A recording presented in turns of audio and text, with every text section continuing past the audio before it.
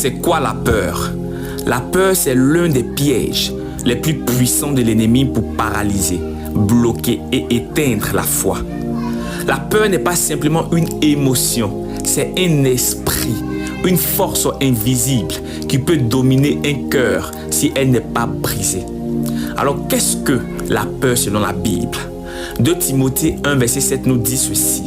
Car Dieu ne nous a pas donné un esprit de timidité, c'est-à-dire de peur, mais un esprit de force, d'amour et de sagesse. Donc, la peur n'est pas de Dieu. Elle ne vient pas de ton tempérament, mais c'est un esprit de peur qu'on peut chasser et remplacer par le Saint-Esprit.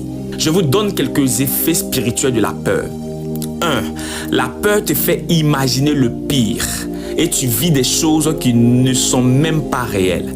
La peur, 2, te fait taire car elle t'empêche de prier, de proclamer et de témoigner. 3. La peur peut te rendre confus. Elle embrouille ton esprit. Au final, tu ne sais plus quoi faire. 4. La peur peut te bloquer. Tu n'oses plus avancer. Tu n'oses plus prendre des décisions ou obéir à Dieu. 5. La peur détruit ta foi. Elle agit à l'opposé de la foi. Elle croit au mal plutôt qu'au bien. Ce que vous ignorez est que la peur est une prophétie de Satan. Elle te fait croire que ce que Dieu a dit ne va pas arriver.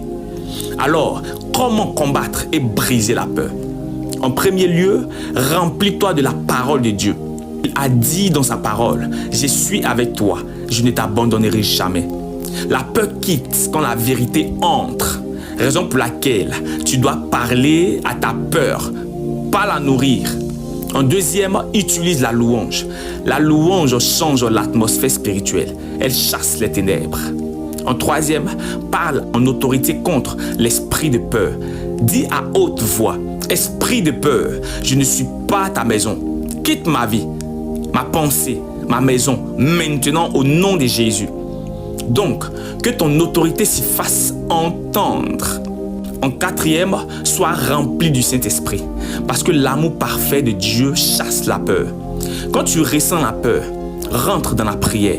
Demande, Seigneur, remplis-moi de ton esprit maintenant. Donc, recherche le Saint-Esprit. C'est important. Sois toujours animé chaque jour par des pensées positives pour combattre la peur. Je te donne quelques exemples de pensées positives. Tu peux dire par exemple, Dieu est avec moi. Je suis caché sous ses ailes. Ou, il combat mes ennemis. Ou, aucune arme ne prospérera contre moi. Ou, je suis plus que vainqueur. Ou, sa paix garde dans mon cœur. Ou, je marche dans la lumière. Tu vois, ce sont des pensées positives comme ça. Voici une prière puissante de libération contre la peur si tu ne sais pas prier. Tu diras, Père éternel, tu n'es pas un Dieu de peur, mais un Dieu de puissance.